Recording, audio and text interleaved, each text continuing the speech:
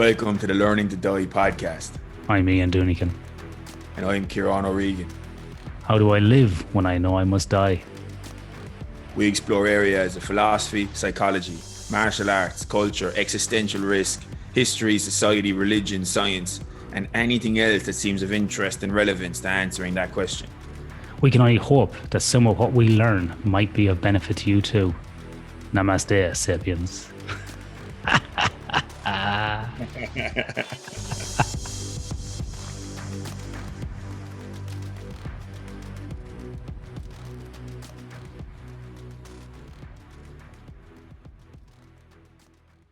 You're live, Kieran. So today we're joined by Dr. Myriam Francois. Myriam is a journalist, filmmaker, podcaster, and writer, and she's a former research associate at the Centre of Islamic Studies at SOAS University. She completed her PhD at Oxford, focusing on Islamic movements in Morocco in 2017, holds a master's from Georgetown University and a BA from Cambridge. So not a bad CV to start. Myriam has written for numerous publications, such as The Guardian, Time, Telegraph, and CNN Online, among other places. And she's currently the host and producer of a new series for Al Jazeera English called France in Focus. That's just some of Myriam's background, and I will include a link in the show notes to kind of her website. Why we're chatting to Myriam is I'd actually come across her after recently joining the Institute of Art and Ideas, and which I'd highly recommend to anyone who likes this podcast, because that place is basically like a Netflix for philosophical nerds. It's unreal. And basically there was a particular chat called New Gods and Lost Rituals that Myriam really impressed me in terms of, and you'd have to kind of watch it to see, but it was quite a heated debate, but also quite insightful. And Myriam's backstory and also that particular debate I sent on to Ian. We chatted about it, and I ended up kind of consuming some more content from Myriam from around the interwebs, and now here we are. So thanks very much, Myriam, for joining us. And I suppose, would you have anything to add to the background as much as you'd like, or that you'd like to add to that? No, I think that was fairly complete in terms of the external world's perception. Brilliant. So I suppose the first question I'd like to kick off with is basically around the Islam. And unfortunately, when the vast majority of people, it seems, or the vast majority of times that Islam appears in the media in the West here, it's typically associated with something negative having happened. So, but it's the kind of thing that, like, as our societies get increasingly pluralistic and multicultural, it's something that those of us from Christian backgrounds, Catholic educated, Protestant educated in Western Europe, that it's something that I think it's becoming increasingly apparent that it's something that we're going to need to understand and have more of a grasp on, because when unfortunately it seems that whenever Islam is encountered, as I said, it's a negative connotation. And apart from knowing that people fast, that Muslims fast during Ramadan, or what a mosque is, and have some kind of equivalent, it's like, it would seem, I think, even from a mile high view, it would be awesome to get some kind of an overview of the basic fundamental kind of beliefs and or assumptions of Islam, so we could have some kind of a baseline to start from in our conversation. So I suppose with that, what would you consider to be kind of like that those of us from kind of like Catholic or lapsed Catholic or Protestant backgrounds with very little understanding of Islam should start in our understanding? Yeah, I mean, I think obviously the major one that most people might also know about is the concept of Tawheed, or unicity. So there is only one God, the belief in one God, the idea that there are prophets who've been sent throughout time as messengers. Muslims, just like Christians, believe in, the revelations that have preceded the Quran, which we believe is just the most recent revelation in a series of revelations that include what gets called the Bible, the Torah, but also texts from other religious traditions, the Vedas, for example, in Hinduism. And in other cultures and civilizations, there will have been messengers, prophets sent to them as well. You know, the Quran's very clear on the fact that it's not going to enumerate every single prophet that's ever been. But if you get to read the Quran, particularly as you described yourself as, you know, as a lapsed Catholic, you will recognize many of the stories, because many of the stories are from what gets often called the Judeo-Christian tradition. And on that note, I'd always love to bring in this little story from back when I was at Georgetown, and President Bush was president at that time, and he'd come to do an event at the university, and it was supposed to be an interfaith event, and this was kind of not that long after 9/11, and America is completely defined by this kind of idea of a war on terrorism, which obviously to many Muslims also felt like a little bit of a war on us. You know, there was a lot of confusion on where, you know, terrorist ends or begins, and just like regular Muslim begin and ends in certainly the eyes of the security services, and as you sort of rightly point out, in the eyes of many people. So anyway, at this interfaith event at the university, every religious denomination had been invited to come along and give a speech. You know, every Christian denomination, the Jewish rabbi was there, with different faith groups. And the only faith that hadn't been invited to speak and give a small speech at the event was the imam. And so the imam goes to, you know, President Bush and says, you know, thank you so much for inviting us. You know, I was just wondering what it is that, you know, why it is that, you know, Muslims weren't invited to say a few words. You know, we would have been honored to also contribute to this event. And say, President Bush responds, because we're a Judeo-Christian civilization. And so this is what this event is grounded in, the Judeo-Christian tradition. And so the imam says to him, so what does Judaism and Christianity share that Islam doesn't share with them? And President Bush responded, Jesus Christ. Well, those of you familiar with theology will get the joke, but obviously a lot of Jewish people, most Jewish people do recognize Jesus Christ, and so the idea that's like the most George Bush answer you can even imagine, like, isn't it? Oh my God. But interestingly, it also kind of revealed a real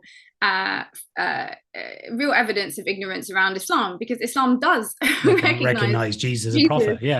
Yeah, absolutely. And so not just Jesus, but Abraham and Moses, and, you know, the continuity of prophethood that is very much in the Judeo-Christian tradition. As a Muslim, the Judeo-Christian tradition is part of my tradition.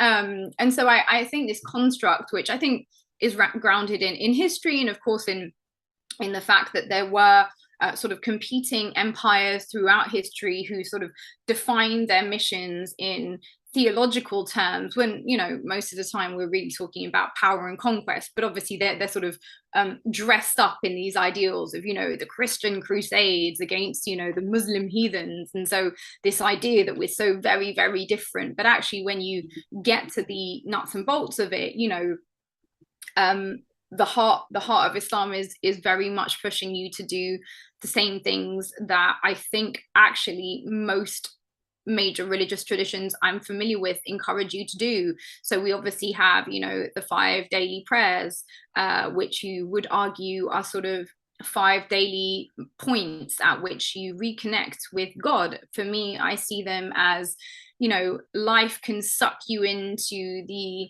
cauldron of what we call dunya, but like we say dunya literally means life in Arabic, but what we mean by that is, you know, how life can drag you into worrying about, you know, money, or how you look, or, you know, worldly things. And actually touching base 5 times a day with God is essentially a way of reconnecting with the real. So it's like some people might describe it as like shattering the matrix, when the real illusion is the world that we live in. I also find it to be a real kind of calming opportunity, you know, when I get very stressed out because I get sucked into the worldly life. having a moment of just, pull back, reconnect. My role on this earth is much bigger than whatever it is that I'm embroiled in that moment. And the values I believe in are X, Y, and Z. And I feel like it helps me then come back to whatever it is I'm doing, sort of reconnected with what's really meaningful to me. So prayer, which many people will know about, fasting during the month of Ramadan. So during the month of Ramadan, Muslims fast from sunrise to sunset. Everyone who's able-bodied. Children don't fast unless they want to. Often you'd be surprised they actually do, because it's a very communal thing, and obviously people's whole time schedules shift. And so children want to be a part of that often, although they're absolutely not required to. And there's lots of virtues, I guess, in fasting. It's become very popular these days in sort of the health craze world that we live in, to talk about fasting as, giving your body a rest and allowing your digestive system to recuperate. It's very regenerative. You can see all kinds of health, benefits to fasting, which I'm sure is part of the reason that, it's mandated. But I also think that the real value that I personally see in fasting is in that it keeps you in what is meant to be the constant state of the believer. And the believer is meant to be in a constant state of remembrance of God. And so, some people might, be really good at this. Every time they hear a bird, or they might be thankful for like the musicality that God has placed in the world, or every time somebody does something kind, they'd be recognize God in the beauty and the graciousness of those around us. But some of us need, maybe more forceful reminders, and being hungry and thirsty, which is, mostly thirsty actually, because I think hungry for me personally, I never really seen it, but because it's nil by mouth, sunrise to sunset, you do the thirst is there. And I feel like that connects you to sort of one thing that Islam is really trying to encourage in you, and that's compassion and consideration for those who have less than you do. And so it's a recollection of the value of water. Water is precious. How easy is it for us to switch on a tap? For so many other people, the consequences of our consumption patterns are massively impacting on poorer people's ability to access clean water. So it sort of reconnects you to the bigger picture is how I see fasting as well. And obviously we have communal prayers in the evenings. Everyone comes together. It's sort of the period where we try and reread the whole Quran, because Ramadan is the period in which the Quran was revealed to Prophet Muhammad, peace be upon him. So it's like I'd say it is like, some people go on a retreat maybe once a year. Like Ramadan is like a retreat you can do in your life. Like you don't have to go up a mountain and disappear, but you do sort of have to go inwards. And that's what that month is mainly about. Prayer, fasting, so zakat, which often gets translated as charity, but it's actually a bit different to charity. Some of you might be aware that Muslims have to give a proportion of our wealth annually to the poor, and that's often described, like I said, as charity. But actually, in Islam, zakat isn't charity. Zakat is actually a trust, and the idea is that all wealth is a trust from God, right? Anything we have in this world, our ability to see, our ability to taste, the wealth we have, the children we have, are all gifts from God. Now, your money is a trust, and God tells you that a portion of that money belongs to the poor. And really, the test is to see whether you've managed to vanquish your greed enough to return to the true owners their wealth. So it's almost like charity is almost making you feel good about giving, whereas I think the Islamic principle of zakat is actually a test of your own greed. That money never belonged to you. It was always theirs. Now will you hand it over? And that's harder, I think, particularly in difficult times than maybe it might seem. The pilgrimage to Mecca, which all Muslims attempt to do once a year, once in their lifetime at the least. But obviously it costing now around £5,000 to go on a pilgrimage, is increasingly sort of something that only very more wealthy people can do. I think the pilgrimage, I've not yet been on it, is a real opportunity to strip away the world. I mean, some of you might know that, we literally strip away all our clothing. You're wearing sort of one piece of fabric. It's meant to sort of create a uniformity of humanity. There are no hierarchies of human value in Mecca, in theory. I do say in theory, we can gladly come back to that point. The idea is that you strip yourself away from all of the things that have given you status in your own mind, and you go back to God sort of proverbially spiritually naked and carrying only the things that you will carry on the day of judgment, which is the good deeds that you've done or not. And so really I'd call it sort of a returning to the source and a real opportunity to prepare for death, ultimately, in some ways. And the fifth is a testimony of faith, which is what you say when you become a Muslim. It's the Shahada. I testify that there is one God, and that Muhammad is his last and final messenger. And I think that is just a recognition of the path that you set out on, and everything else sort of flows from that first statement. That's kind of a nutshell. I could go, I mean, obviously it's a complex faith, but it's also quite simple in many ways. Yeah. Do you know what just strikes me straight away, Myriam, when you're talking is the similarity or the connection to so many other faiths in the world. Yeah. There's so much connection. Fasting in Buddhism, a lot of monks fast after lunchtime, or they'll fast for days on end. We have Lent in Catholicism. We have other fasting taking place in other religions as well. I may not be aware of. We've got wearing the white being symbolic of like returning to you going to Mecca and being stripped away. This is what Buddhist monks do when they're first enroll to be a monk. They spend a year basically dressed in white. There's lots of overlap between other religions. Like, it's really interesting. Or the prayers is a bit like meditation, or what we're seeing now in the general world today about mindfulness. Just take 5 minutes, take a breath, and just relax and think about what you're doing. It's just interesting. There's so many, I like to look at connections, and straight away, so many connections and similarities to other practices, whether to be religious or not religious. So that's just interesting. Like, straight away, it strikes me there's so much commonality. Yeah. And I mean, that's no surprise to me, because I come from sort of the perennialist tradition within Islam, which, very much believes that although I follow, the practice of spirituality as it's embodied within the Islamic tradition, that this is just one of the many rivers that flow into the same sea, or as Rumi would describe it when he says, God is truth, and the parable of the mirror was dropped, and everyone picked up a piece of glass and held it up and said, I hold the truth, but actually we're all just looking at reflections of the truth in ourselves. And of course they will look different across cultures and societies, but when you get to the core of, I think, what all spiritual traditions I've encountered, are essentially trying to direct you to enact certain rituals in your life that should help you become kinder, more compassionate, more understanding, more balanced, more in tune with the world around you, a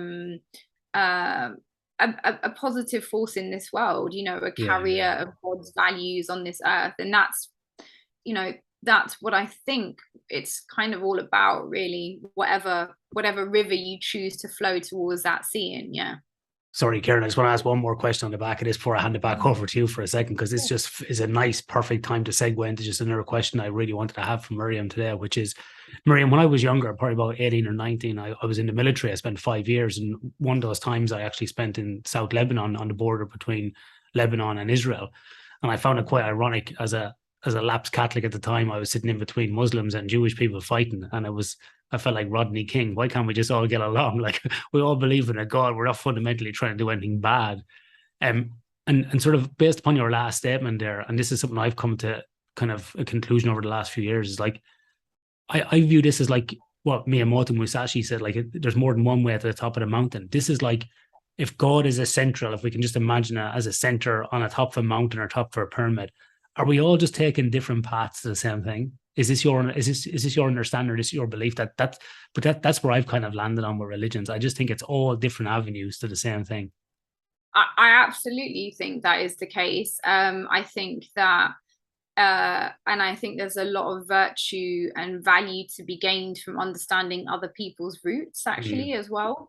But just on that point of I mean, for me, if I may, it would be as simplistic to describe the conflict between Lebanon and Israel as about religion as it would be to describe the occupation of Northern Ireland by Britain as, a religious conflict. Let's be honest. Let's be honest. It's not a conflict between Catholics and Protestants because of some religious differences. It's way more than that. If you're Irish, you know why people are fighting, and it's not about religion per se. There is a history there, and it's about land. And so that conflict you've described, which you referred to Lebanon and Israel, which obviously presumably you were stationed there after or around the period of Sabra and Shatila, when Israeli forces entered into Lebanon and massacred entire villages of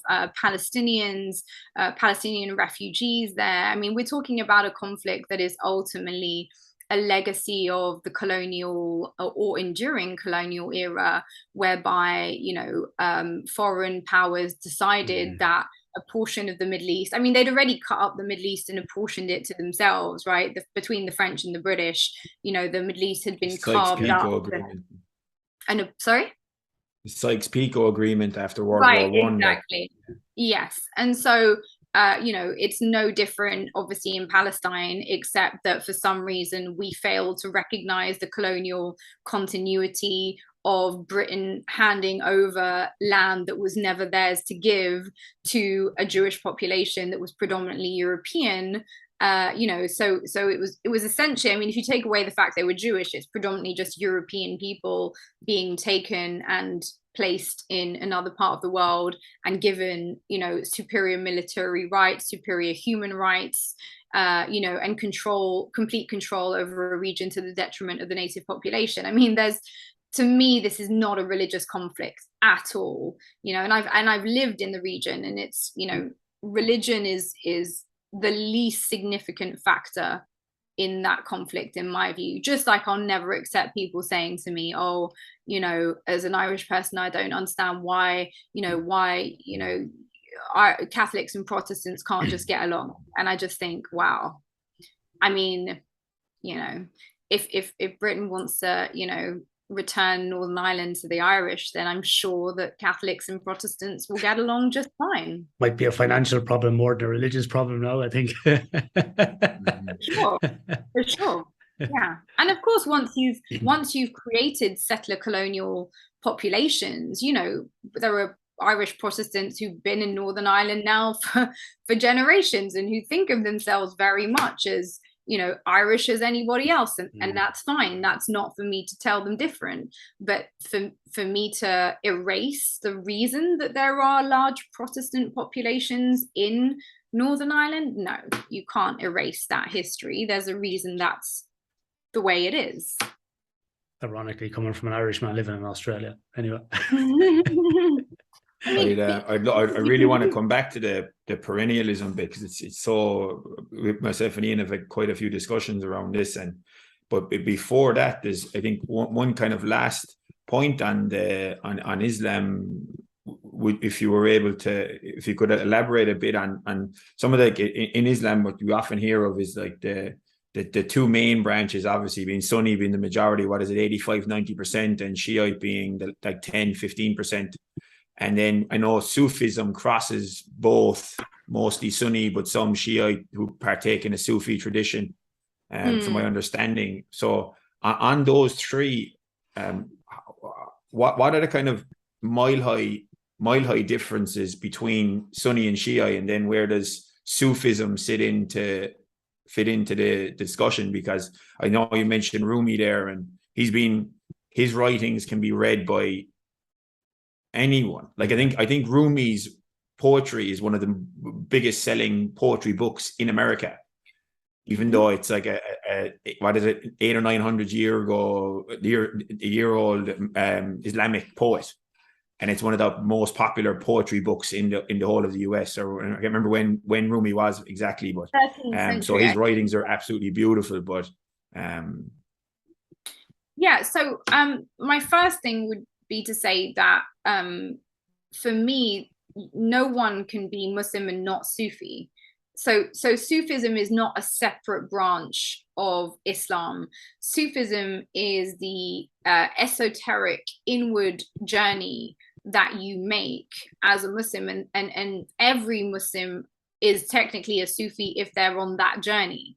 What's happened is that historically, the more sort of esoteric practices have been sort of pinpointed by certain hardline literalists as somehow being outside of the fold and somehow separate to the main body of Islam. But obviously, I would reject that. That's their sort of very hardline literalist view, which is ahistorical actually, because some of the most revered thinkers, jurists, people like Al-Ghazali, who are very much respected by the very same sort of hardliners usually, will was himself both a sort of very, very fine-tuned jurist and theorist and an academic of his era, but also like a profoundly spiritual, inward journey going individual. So that was always existing within a Muslim. You always have both. You have the framework of Islam, which helps to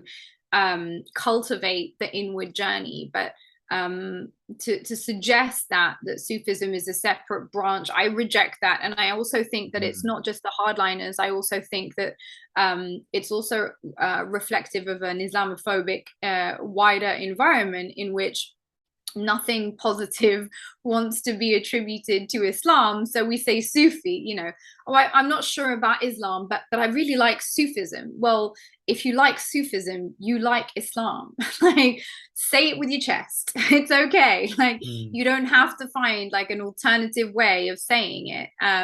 So that would be my point on Sufism. Every Muslim really is on a Sufi journey. So the split between Shia and Sunni is essentially a political shift. It's a political split that occurs after the death of the Prophet, peace be upon him, over the nature of leadership within the Muslim community. And at that point, there are what will then become the Shia community, who argue that the lineage of the Prophet, peace be upon him, as in his blood lineage, are the blessed rulers or leaders of the Muslim community. So it has to be a sort of a blood lineage through which leadership is handed down throughout the centuries.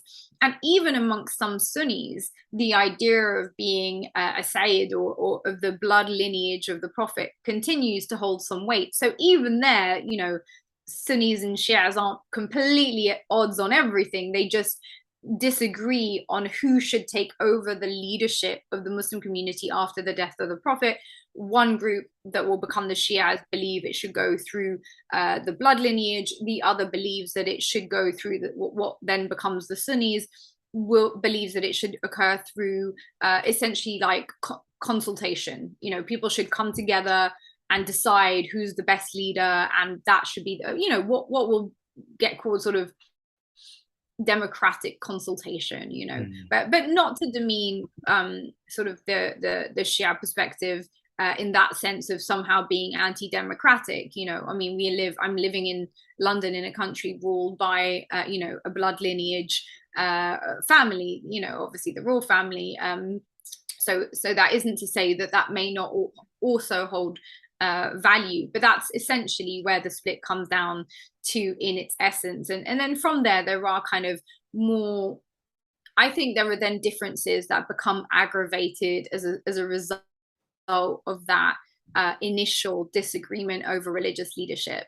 And unfortunately, that then leads to a war, a conflict in which the grandsons of the Prophet, peace be upon him, Hassan and Hussein, are murdered. And this becomes a very ugly period in Islamic history, where immediately after the death of the Prophet and all that he brought in terms of trying to unify these disparate tribes and trying to sort of encourage people towards certain values, and particularly when it came to women and orphans and the rules of life and compassion, that a lot of that very immediately disintegrates, or very quickly disintegrates, sadly, into warring over power, which I'm sure there's a spiritual lesson in that too.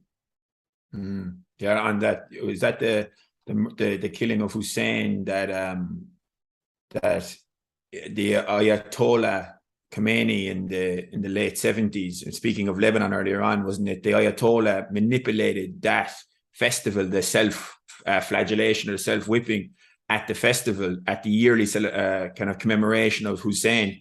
And he's basically twisted that into essentially creating the first suicide bombers by twisting that. That's the kind of narrative I come across. I think it was, I kind of think what the name of there's a BBC documentary maker, and that's the kind of narrative he presented in that 2016 documentary, Hypernormalization. I mean, I wouldn't agree personally with that analysis, only because the concept of a suicide bomber is really just a concept of somebody being willing to die in battle in service to a higher cause, right? Whether or not you agree with the cause is a separate question, but like that concept, we see that used by the communists during the Cold War. Arguably Japan used right. So I mean, the concept is not a new concept. I think within the Islamic tradition, what we see emerge is an attempt at the religious justification of that particular use of violence, because violence in Islam is so deeply constrained by very, very strict rules of war. Violence has to occur in the context of a war, and also not just any war, a war that is to so we Muslims aren't pacifists, right? We believe that injustice is worse than fighting. So if you see, we're not going to see a load of people being raped and say, sorry, we're not intervening because we're pacifists. We're going to say, well, we don't want to intervene violently, but if the only way to stop, this load of people being, genocidally murdered is to enter that war in some way, that has to be done. However, there are really, really strict rules that are meant to operate in war. Things like you're not allowed to, kill women and children, civilians, religious buildings have to be left untouched. You can't cut down trees, you can't burn crops, you can't destroy habitations. Basically, you can't carpet bomb people, and you can't consider civilians collateral damage. I mean, there are very strict rules that would, I think, hold our own in the sense of Western standards of military intervention to a really much higher standard than they're actually practiced in war. But we're obviously in the West very rarely confronted with Western violence. We think of Western violence as always being defensive. We don't have to see the women and children buried under the rubble. We don't tend to have to see images of starving people, very briefly maybe on the news, but you don't have to live with that violence. Obviously, other people do.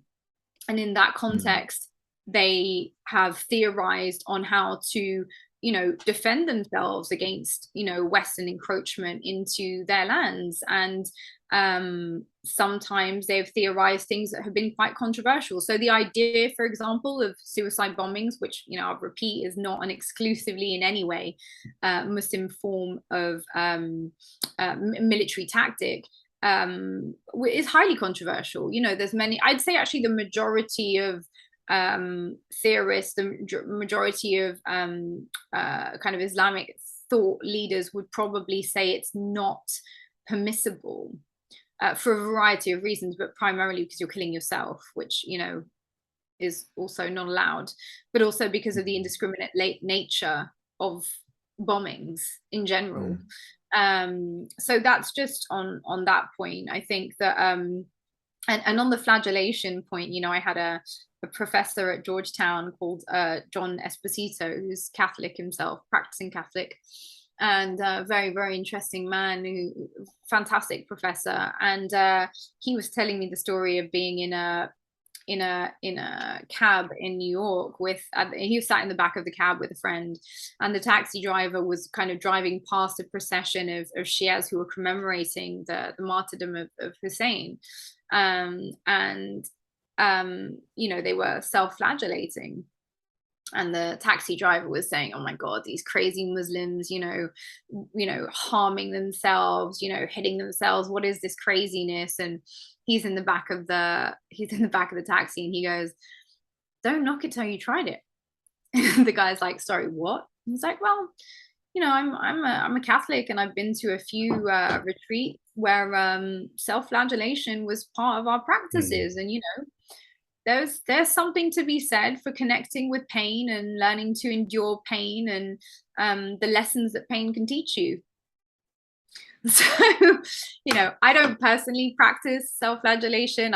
I practice more within the Sunni kind of branch of Islam, although I'm very I have a lot of admiration for a lot of Shia thinkers and writers, but I just generally take the view that it's very unlikely that there won't be any value at all in a spiritual practice that can be found across different traditions. And clearly, you know, self-flagellation, I don't personally practice it, but I know Catholics and others have done and still do, I'm sure. So, but I think, Myriam, we do practice self-flagellation, a lot of us, because before you came on there this evening, Karen and I were just talking about a couple of things. And I think we do self-flagellation by proxy, because we like to connect with pain to see who we are as a person. So in my past, I've run like 100-mile runs in the mountains in Colorado, 100-kilometer runs as well. I swam in the ocean like 20 Ks at a time. Kieran's currently training for a challenge where he's going to carry 224 kettlebells up the side of a mountain. Now, you're not doing that for spiritual bliss. You're doing that to go into a state of pain and shock and horror to understand who you are. And I think that's why these big events like Ironmans and marathons and people having a fight at 40 in an MMA cage, I think that's why it's so appealing to people, because they're self-flagellating by proxy, I will call it. Yeah, I think that's a really interesting point. And I actually think there's a lot in, you know, mass popular events like the ones you've described that tell us something about deep yearnings within ourselves. You know, in our culture, it's often presented as kind of wanting to push your physical limits. But I actually think that anyone who's sort of entered the zone, as I'm going to call it, which is, you know, if you're pushing yourself past your own physical limits, you have to enter the zone. There is no, you can't just float into it, right? Then the zone is a spiritual space. The zone is a spiritual place. And so I think a lot of people who don't necessarily have another conduit to the zone, and I think you can get into the zone in different ways, but I think physical hardship is definitely one of them. There was on that this kind of, I just the detail from the Khomeini thing. It just kind of occurred to me there as Ian was speaking. It was actually, if I remember correctly, it was Khomeini basically twisting, from what I remember correctly, the way it was presented was Khomeini twisting the self-flagellation concept to be able to try and convince Iranian young men to walk across the minefields in the battle with Iraq. That was the first. That was the first, because, and I think the difference as well with the kamikazes, what makes, as you mentioned, with from my understanding, suicide is explicitly shunned in the Quran, whereas whereas there isn't any metaphysical or theological reason why communists shouldn't do it, or Shinto kamikaze pilots shouldn't do it. Whereas you have to really twist the narrative to explicitly push back against the Quran that you don't need to do if you're a communist. Yeah, that's right. And so I also think that brings us to a really interesting point around, people at any given point in history, we have a tendency to assume that the prevailing religious rulings of that era are the eternal rulings of that faith. In Islam, rulings evolve, they change, they shift, and they are meant to. This idea that sort of Islam has like immutable rules for how you do exactly this and that. Sure, there are some immutables, that you are meant to do or not meant to do, but when it comes to sort of the application of faith in the modern era, a lot of that evolves throughout time, and rulings can and do shift. They are not set. That's why you can have for 700 years people saying it's completely forbidden to commit suicide or to go anywhere near the act of sort of killing yourself in an act of defense or faith, to somebody kind of rethinking that, and then other people then also disagreeing with that. So you can have that. There's a whole conversation around how precepts are applied. And we have something in Islam called ijma, which is like the notion of consensus. So in our faith, anyone sort of grounded, as in, because you have to make a theological argument, you can't just be like, I think we should do this. You sort of have to engage with the text and how other people have thought about the text, and then say, well, it's like academia. Well, actually, I'm going to come at it a little bit differently. And then people can say, well, that's valid or that's not, as you would in academia. But we tend to forget that that's a shifting and evolving process. We tend to assume that it's completely immutable, including. We can say the same thing, even like people who aren't very familiar, like as I said, like myself and Ian, growing up in Catholic Ireland, is that what I got really interested, particularly in the last year or so, in the origins of Christianity and the history of the church. And when you see, like, it becomes very, when you see things change across time in very dramatic ways, like things that are now taken for granted as part of standard Catholic practices, like the literal real presence and transubstantiation in the Eucharist, etc. And then you realize that was brought in like 1215.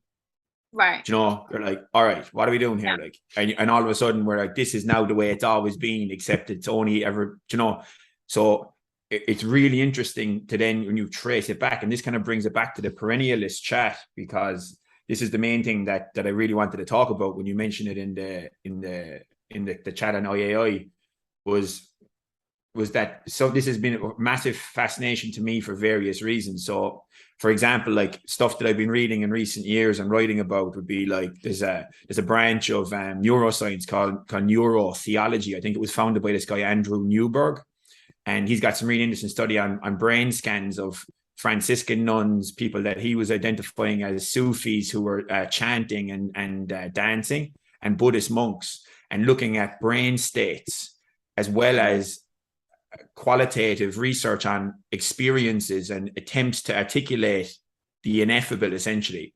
And then I've listened to some really interesting conversations with Kabbalist Jews and people who would kind of refer to themselves as Sufi Muslims or practicing Sufi tradition. And one particular chat between a Kabbalist Jew and a Sufi fellow who identified himself as a Sufi practitioner of the kind of Sufi tradition. And it was so cool, and the descriptions are so like states that I've experienced in altered states of meditation and elsewhere, and exogenous substances, let's say, that the states in terms of, and then how they relate to when you have a field like neurotheology pointing at all these people coming from like Franciscan Christians, Sufi practices, Buddhist meditation practitioners, reports across time, all pointing at this same kind of ineffable there. And there are, like, I think the analogy that I come across was like you put earlier on, that what, like, I like your description of all these different streams going to the same ocean, and that and then we even and that a way I even read about it recently was that it's one ocean, many shores. And I suppose how would you, because this I think this perennialist focus, and this relates to, I think, what you're on with regards to the inward journey that you see Islam, if I don't want to misrepresent, as like the primary goal is the inward journey and the inward relationship with the divine, or with the core, with God.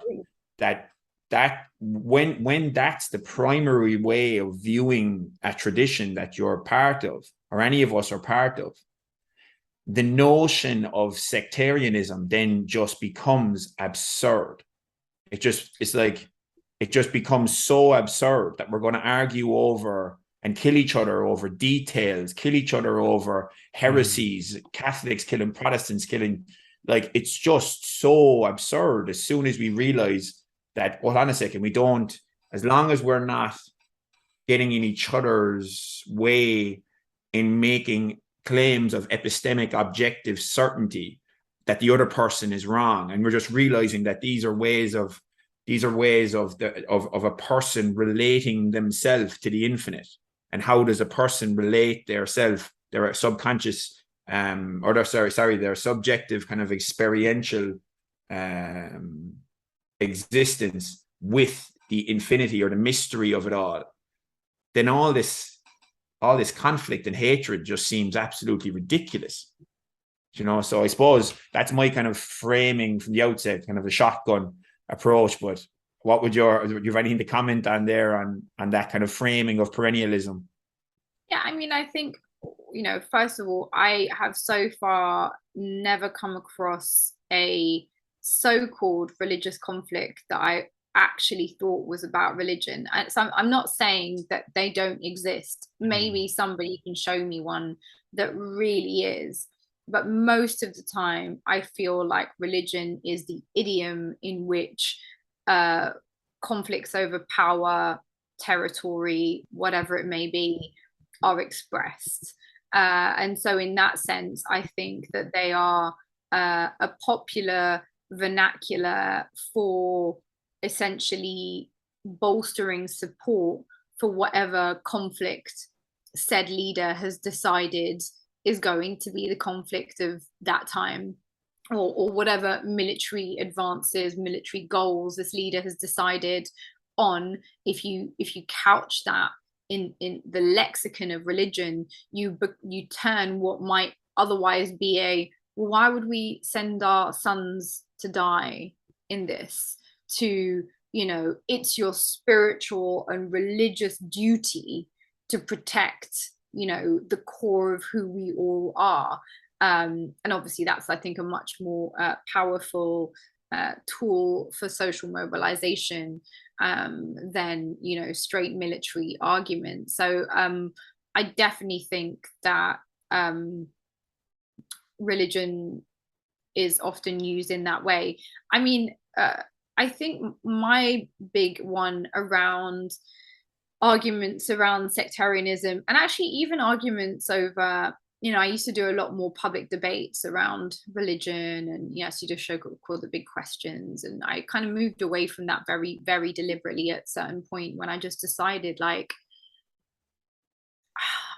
there are constructive conversations around faith, and then there are conversations that, to me, only serve to consolidate pre-existing prejudices that audiences will have about these subjects. And I increasingly felt like it was more so the latter than the former.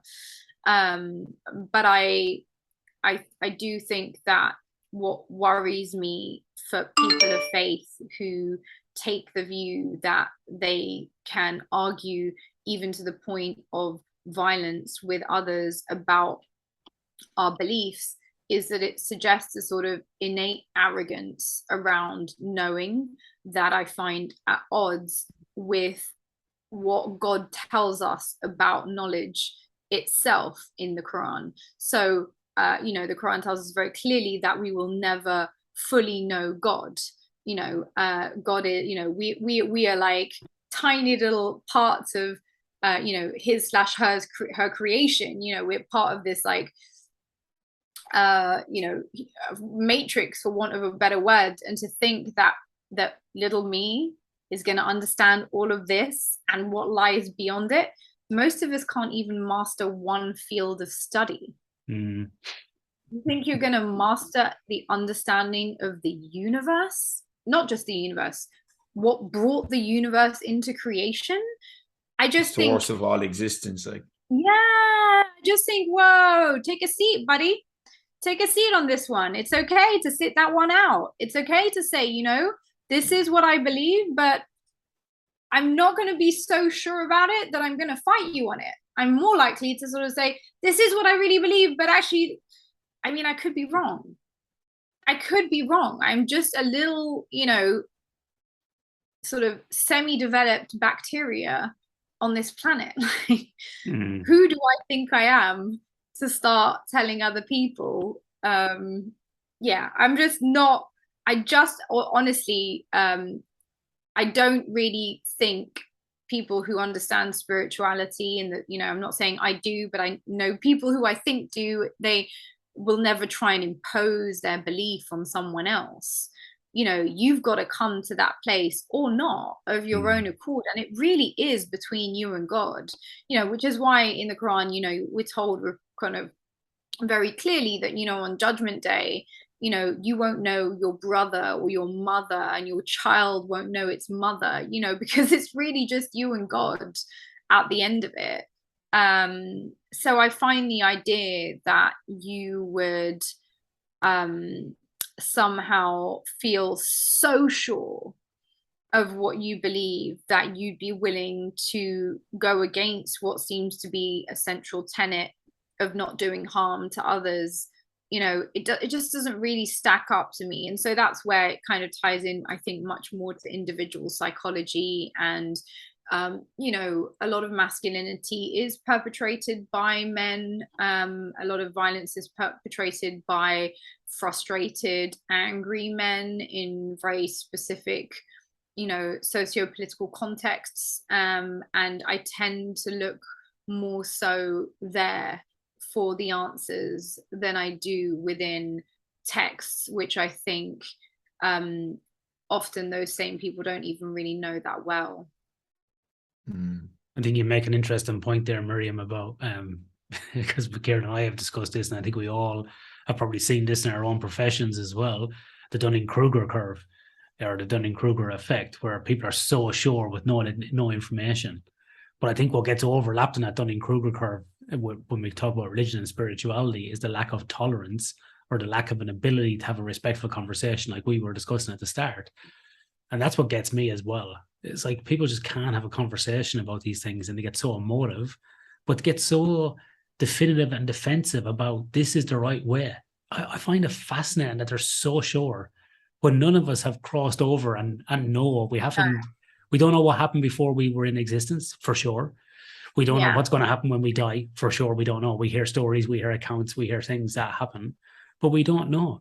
And maybe we'll all just land on the same pad together. It'll be the same thing. And we'll look back and go, oh my God, how stupid were we? Like, that's probably like, what's going to happen. I don't know. Like, I again, just spitballing, but I can't understand how people are so cocksure that their way is the way and the only way, and that everybody else should shut up and just do what they say. That is fascinating to me as well. And I think you're right. I think it's hard even to master a subject, like, in terms of one discipline. And anybody that's done a PhD or research knows that as well, because the most common answer you give after you do a paper, when people go, what did you find? And you go, I found this, but, or it depends. However, like you're still not sure.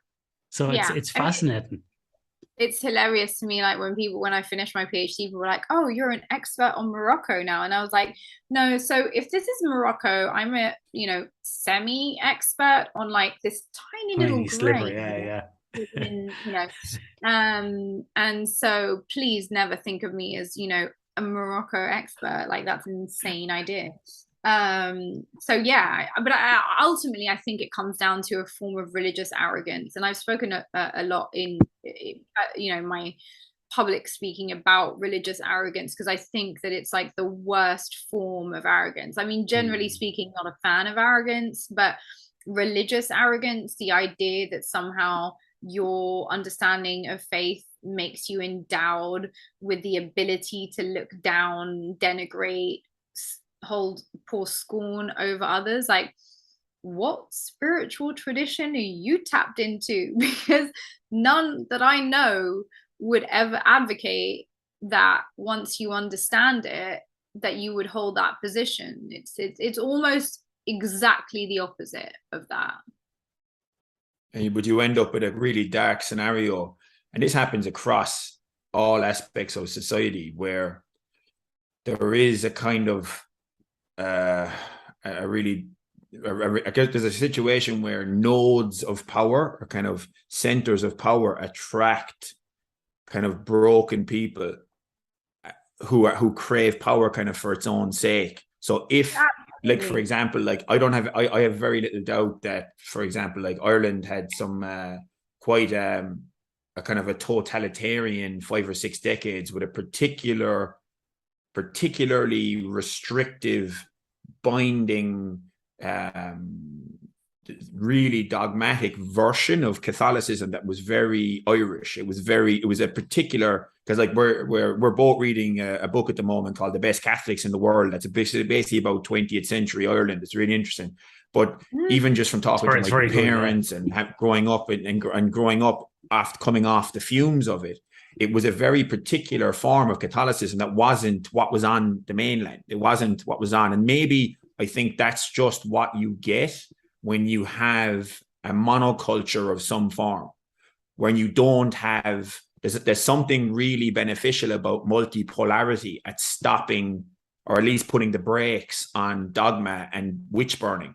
If you have multipolar tensions. 100%. Yeah. And I think it's a really, really good point, because actually what we have seen as a result of sort of the disintegration of the last caliphate, right, which was the Ottoman Empire, and the last kind of large, arguably, particularly the latter years of the Ottoman Empire weren't the most well-functioning examples of Islamic rule. But it still was a system in which Islamic theology and day-to-day life were deeply integrated. And so the way that religious knowledge would be sort of distributed or shared amongst the population would be very person specific. So, in Iraq, you might have somebody ask exactly the same question in Baghdad as they would in Mosul, and they would get 2 completely different answers. And the reason for that would be because the context of Baghdad would be very different to the context in Mosul, but also, like, at a local level, the person who's asking the question is very different to the person asking the question in Mosul. And so in each of those contexts, you have a sort of local religious leader who understands what's going on in the city, who probably knows the individual, knows their family, knows what's normative within the culture at that time, knows what's going on within the wider country, and is then able to give you a ruling that kind of makes a lot of sense to you in your life. And that will inherently, because of the way that religious rulings are then alive and active and constantly changing, right? Because you could come back and ask, that same person in Baghdad could come back and ask the same question 2 weeks later and get a different answer to exactly the same question. So if you live in a world like that, your understanding of religion as being flexible and changing and non-dogmatic is sort of kind of almost inherent, because it's completely specific on the person that you're speaking to in the context that they're in. We've obviously completely lost that now. So if I have a religious question, I'll go online, here in London, I'll go online and I'll ask my question, and some guy, you know, in a village in Pakistan might answer back, and he might be very knowledgeable, you know, albeit about that what he knows in his context.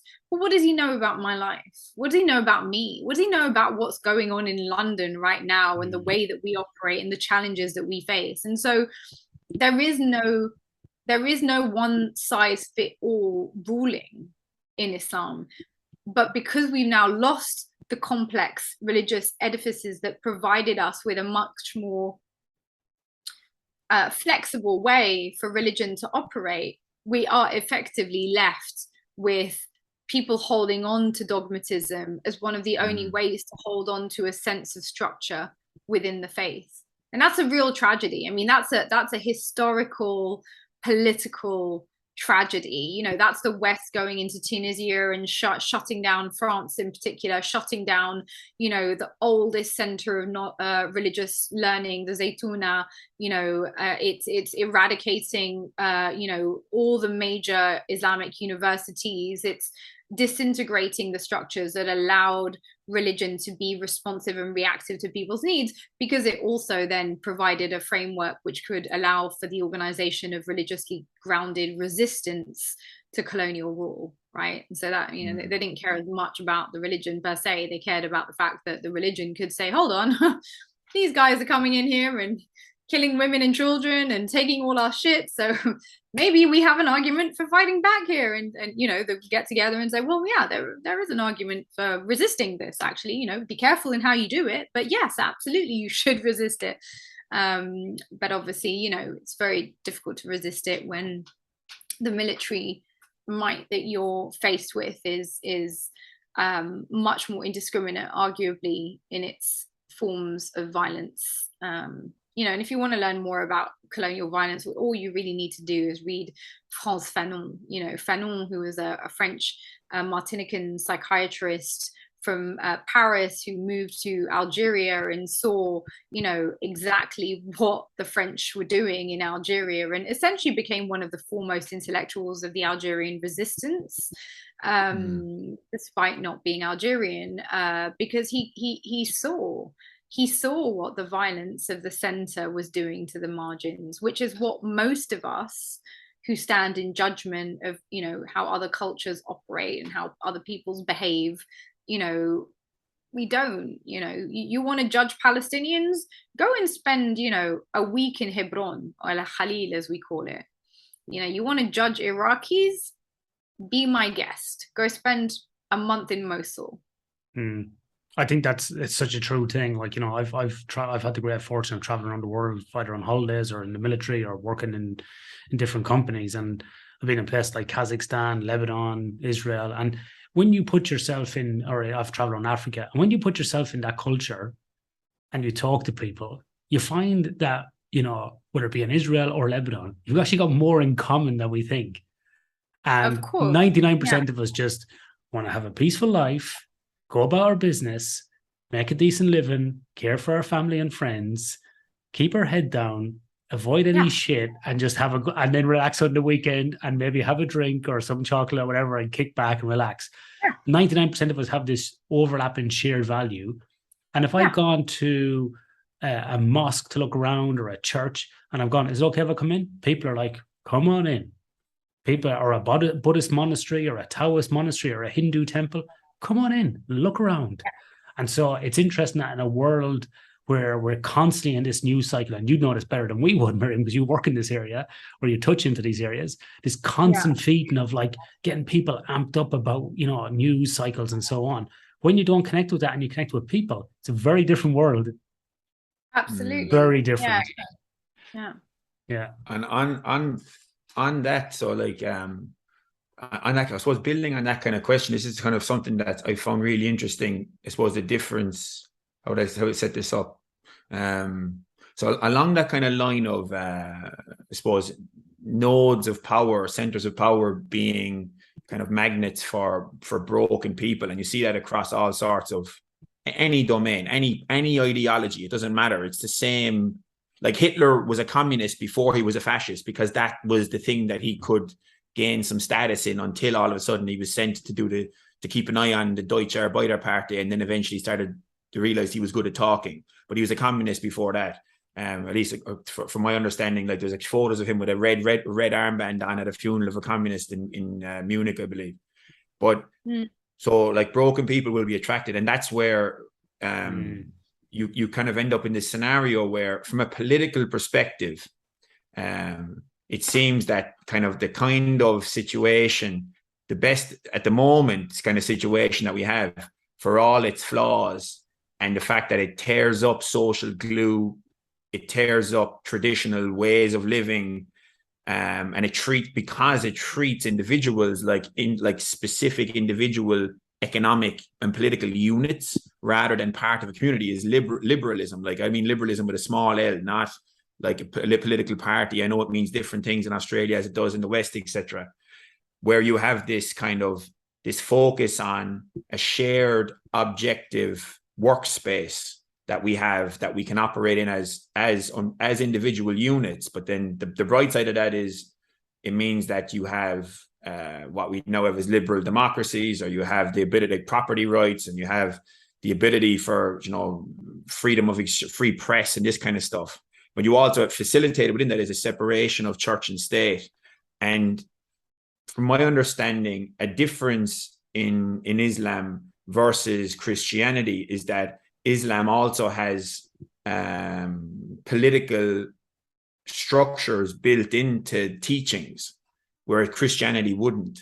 So how when we see increasingly so, and I think, I'm not sure what the kind of rates are of people converting to Islam, but how do we think about in the Western world, those of us who, until something better comes along, like the idea of kind of liberal democratic workspaces, for all their flaws, it seems to be the kind of most tolerant way we have of living in terms of accepting people from all over the world and all different beliefs. Whereas Ireland was technically a liberal democracy, but it wasn't really, because it had a kind of an unofficial, official religious stricture on it, because of this really close unofficial binding between church and state, in terms of which we won't go into, but basically we had this separation in church and state as a really key part of the West. How do we think about that as it relates to Islam, basically, and especially as Islamic immigration increases and into the Western Europe? And because this is something that is brought up by a lot of people who, unfortunately, because the nuance of it isn't discussed very often in the standard media, the only people who will discuss it are often the kind of people that you don't really want to be talking about it, because it ends up creating a kind of a vacuum because the nuance isn't discussed. That's what concerns me often with topics like this that are kind of so I suppose I won't go any further, but what would you have any thoughts on that topic? Yeah, so I think, like you say, there is a lot of confusion definitely around this area. So the first thing to say is that obviously when Islam is first revealed, it's practiced as a minority faith, so it is not in power, as it were. In fact, it's a highly persecuted minority, because it threatens the power structure of the era. It threatens corruption. It threatens the practices of burying your daughters alive and all kinds of other things that were normative in that society, and sort of says, well, we're bringing kind of, in the same way, I think, obviously Jesus, brought a message that was revolutionary and therefore not very well received, at least initially, or at least in his lifetime, we should say. To say the least, yeah. Yes, to say the least, exactly. Yeah. It's a very similar situation initially when the Prophet, peace be upon him, brings his message. So we have two models of how Islam is practiced. We have a model where Islam is not in power, and we also have a model of when the Prophet, peace be upon him, does manage to convince wider society to subscribe to the faith, and as they do, he becomes the political as well as spiritual leader of the area.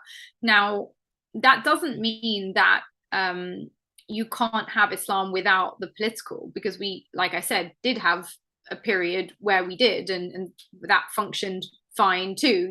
Just obviously we then have a period where Islam as a formal political structure offers the means of organizing society. And that's where I would say, there's this idea that somehow there's an inherent conflict between Islam and liberalism. I think they're different. There's a great book by a guy called Joseph Massad who's an academic, an Arab American academic, called Islam and Liberalism. And a lot of the time what we're doing is we are taking a faith, which is a sort of internally coherent ecosystem, and then we're sort of taking the barometer of liberalism, which is a sort of also internally coherent European philosophical mode of thinking, and we're sort of judging one by the other. And I mean, it's only because of where we stand that we're judging Islam by liberalism standards, but we could also, in a different reality, if you could imagine it, be sitting in Egypt judging liberalism by Islam standards and saying, well, actually, in the Islamic societies, this idea of tolerance is a very diminished, degraded version of what we advocate. The Islamic State, in theory, and I say in theory because if we get into the practice, it's a little bit like saying, the difference between democracy in principle and democracy in practice. Our last leader in this country was elected by, I think, less than 3% of the population. I mean, you can still call it a democracy, but let's talk. Similarly, if we want to talk about how these principles were practiced in history, in Islamic history, we will find things that are deviating from the ideal. But in its ideal, the idea is like different communities are self-regulating. Christians should be able to regulate themselves according to their norms, Jewish communities according to their own. Everyone should be able to live in a way that is in sync with the core principles of their life. Now, obviously, a lot is made about this idea that non-Muslims were taxed, a specific non-Muslim tax. Well, yes and no. There was a tax being levied on populations who didn't want to join the army and fight with the Muslim army, right? So if Islam is now is a political territory and it has enemies, it will need to fight to defend its borders. We're talking about 7th century Arabia, so let's get some context. There may be, Christians who now live within the Islamic State who don't want to fight against other Christians, and Islam says you don't have to. What you have to do now is pay towards the soldiers who are going to take your place. So, but there were Christians who did fight, and the ones who chose to join the army didn't have to pay a levy. So it's sort of like a bit more nuanced than what it's usually been painted as. I mean, if you wanted to join the army as a non-Muslim minority, you could do that. But obviously, maybe you wanted to still be able to go into those territories. So did you want to be seen as fighting against? Maybe not. Maybe you just wanted to stay out of this one. You could.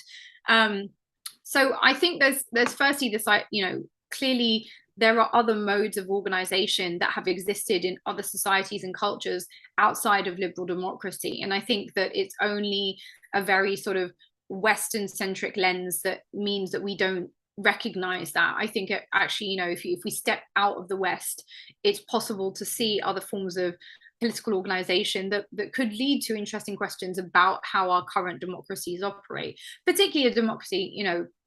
I mean, arguably the US is very far removed from what you could call a democracy. I mean, it's really governed by lobby groups whose money details the number of seats that senators get, and it's the senators that make the rules. And so, I mean, it's maybe taking us down a different stream.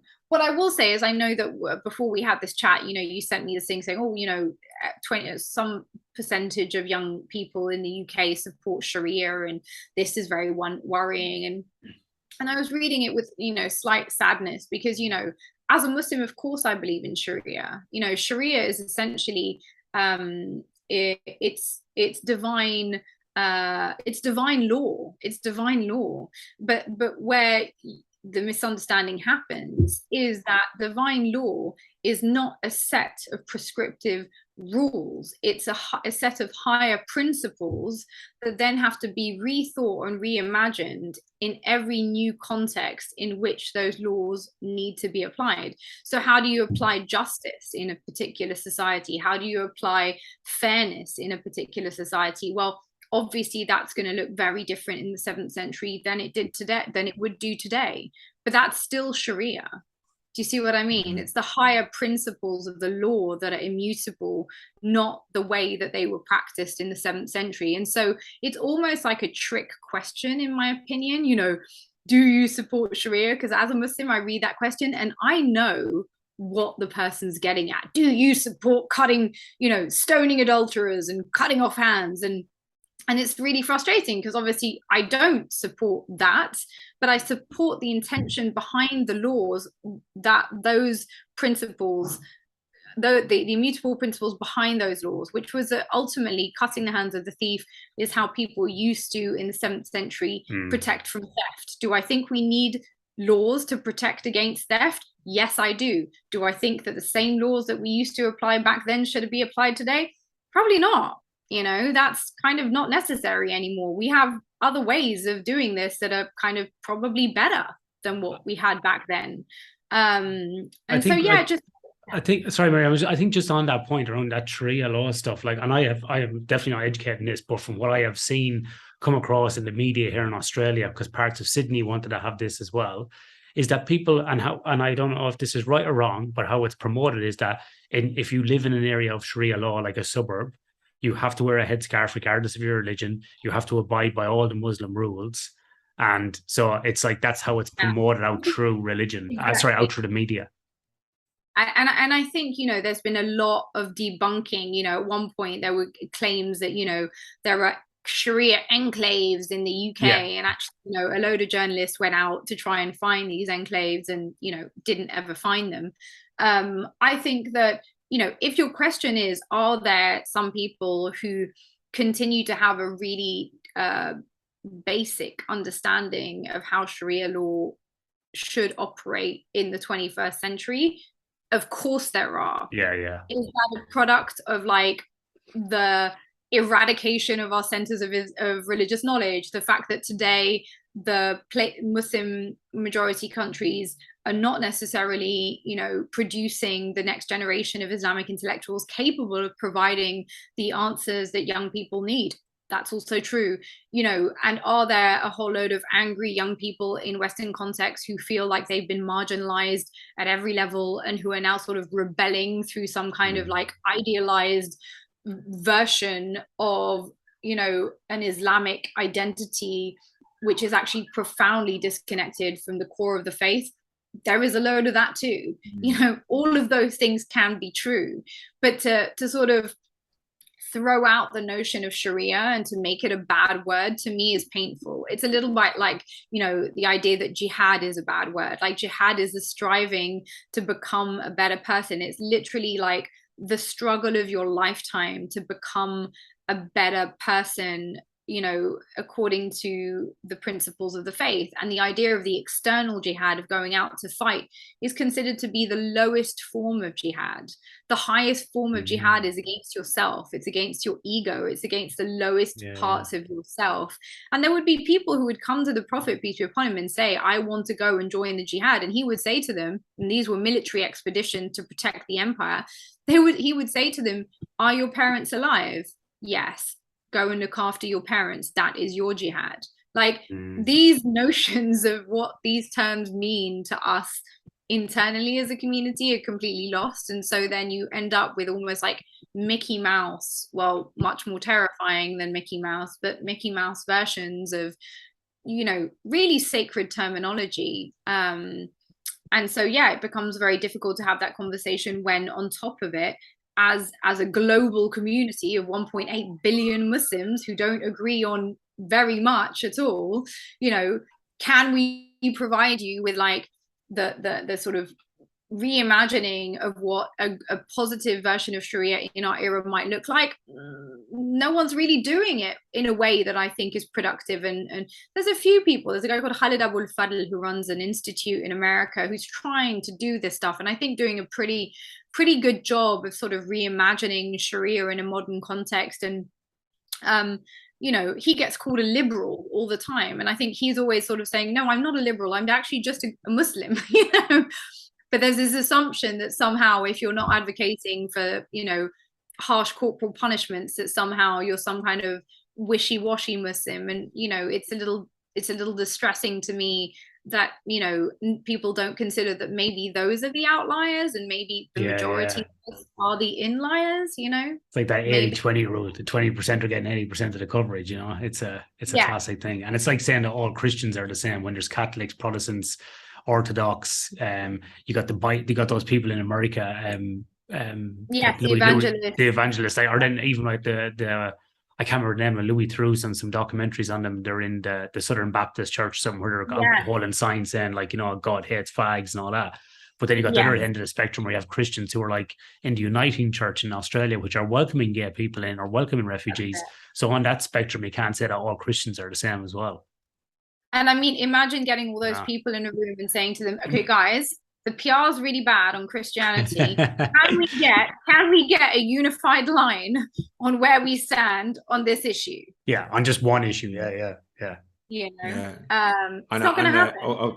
A quick point. I know you have to go soon, and I really appreciate this. Like and this is actually something this particular point on liberalism. It wasn't even a direction I even really meant to go, but I kind of what I think liberalism does that I think any future system, because it has to be changed. Like there will always be change. That's the only constant anyway. But it's like I think what liberalism does really well is it facilitates error correction given worst case assumptions. So like things like monarchists are basically situations where you don't have the capacity to remove political leaders without bloodshed. You end up in a scenario where it's very much harder to correct errors. So imagine, so I kind of think about something even like Britain or Ireland here or the US is that even when you have all this kind of like oligarchs basically puppeteering politicians, the thing is you have all these oligarchs that are competing against each other, and you have, even if you assume all the politicians are greedy, malevolent monkeys that are all just clambering for the throne of power, the benefit of liberal democracy versus, you know, it's the Winston Churchill thing of like, it's the least bad of all bad options so far, is what his take was. And that's my kind of take as well, because it kind of, if we imagine all these clambering monkeys going for the throne, at least when there's a free press and there's the capacity for population to be able to remove people before they can do too much harm, there's at least some, without needing to spill blood. That's how I kind of think of democracy, as almost like an ability to correct errors in political positions that at least somehow keeps even if you assume they're all psychopaths to account, because at least there's something outside of the oligarchy that they're accountable to. And that's why so that's how I kind of think of it, almost like a systematic error correcting social technology, that even if you assume worst case scenario. So so I think that's how I kind of think of like any future replacements for liberalism. There will need to be, because it's kind of reaching a scenario where I suppose the last few years in general have shown that it's bumped up against the rocks of reality pretty quickly. All of a sudden there was a kind of like the old biblical apocalypse, like the revelation of a situation in terms of apocalyptic in that sense. So that's how I and this is me as well, knowing almost nothing about Sharia law or almost nothing about Islam, which is why we contacted you. But it's just it's when I hear, it's because this conversation happens so infrequently that when it does happen, it happens on behalf of people who have very strong agendas and often against Islam as an inherent and I don't know how you put it, like it's an inherent abomination, or it's totally incompatible with Western civilization, as if Islam is one thing And as if Exactly. as if you can just wrap it up, it seemed to be kind of a really low resolution conversation, which is why I wanted to bring you on. No, and I really appreciate that, and I think it's a corrective that needs happening. And I think there are lots of other people that say what I say. You know, it's just that they're probably not the most exciting guests to have, and people would much rather hear, particularly in our current juncture. I think people are fueled by this idea of a pseudo clash of civilization, the idea of there's like an inherent incompatibility of Muslims with wider society. And I think that, that is a narrative that harms all of us genuinely, because it basically creates a divide within our societies that doesn't need to be there. And I'd like to think that, at least some of what we've discussed today shows that, at a theological level, there really isn't that much that we disagree on. But I think where really the differences come in are that, and this is my personal view on a lot of the sort of Islamophobic narratives that I see, and Sharia law, and these people are coming over to try and impose this and the other, is like, a lot of the time what we really are talking about are populations who have talk about they're coming over here to impose that on us. Like, why are Syrian refugees here? Why are Iraqi refugees here? Like, why are so many other populations from around the world now in Europe? Do you want to talk about us? You talk about them coming over here to impose stuff. Like, do you know where these people have come from? Do you know what we did to their countries, like, as nations?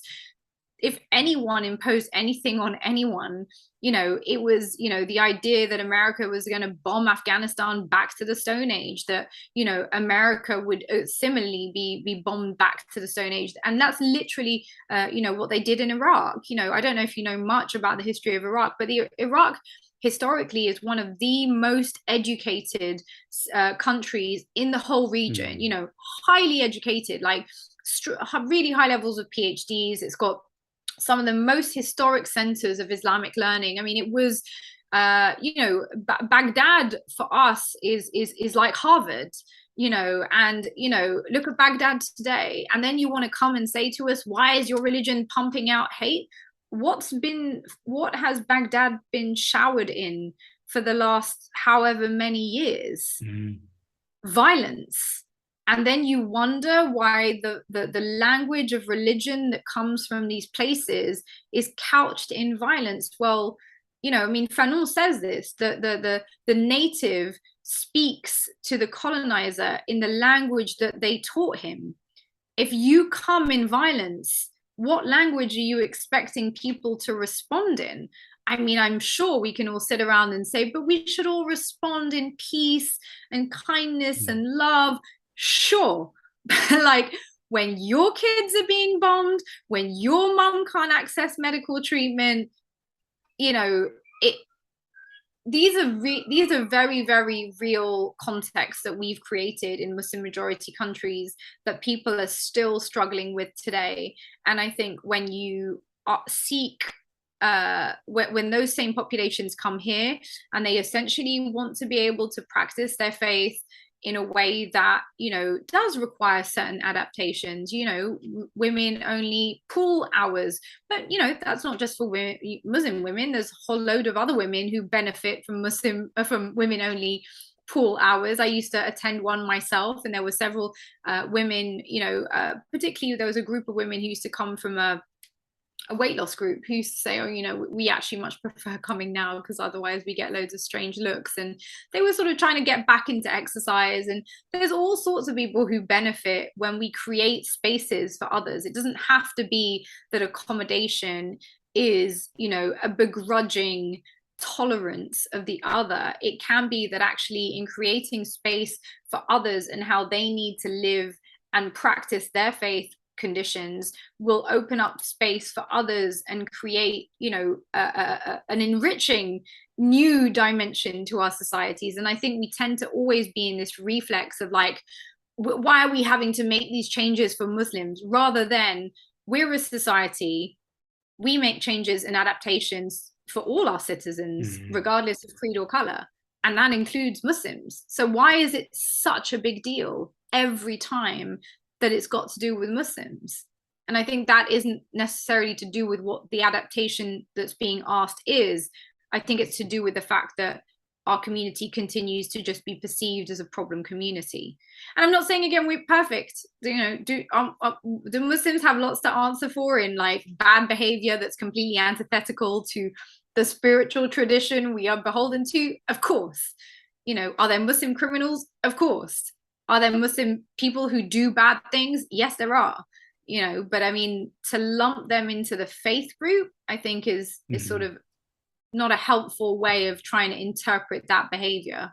Yeah, it's in science we'd say it's a categorical outcome that's not worth an analysis.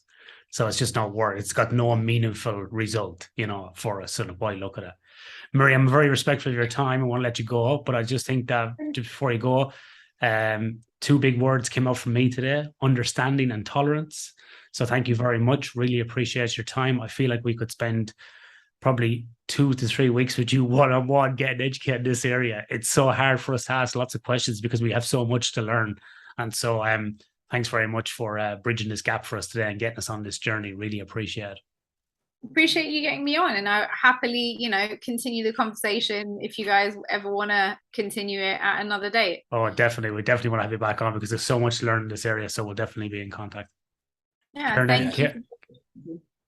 I finished with there's a small Rumi quote I had for this. It's actually part of the perennial chat I was going to have earlier on, or asking about. It was part of a question, but it's one of my favorite quotes by Rumi. He said, "Yesterday I was clever, so I wanted to change the world. Today I am wise, so I am changing myself." Yeah, or in the wise words of the late great MJ, change starts with the man in the mirror, or the woman in the mirror. Oh. Who knew MJ had so much spiritual wisdom to offer? Actually, I think MJ fans probably do, but yeah. It was all that Pepsi in the 80s. Yeah. All right. Thanks, guys. So chat later. Cheers. Lovely to meet you. Thanks very much, Myriam. It was lovely to meet you. Bye-bye. Cheers. Bye. Bye.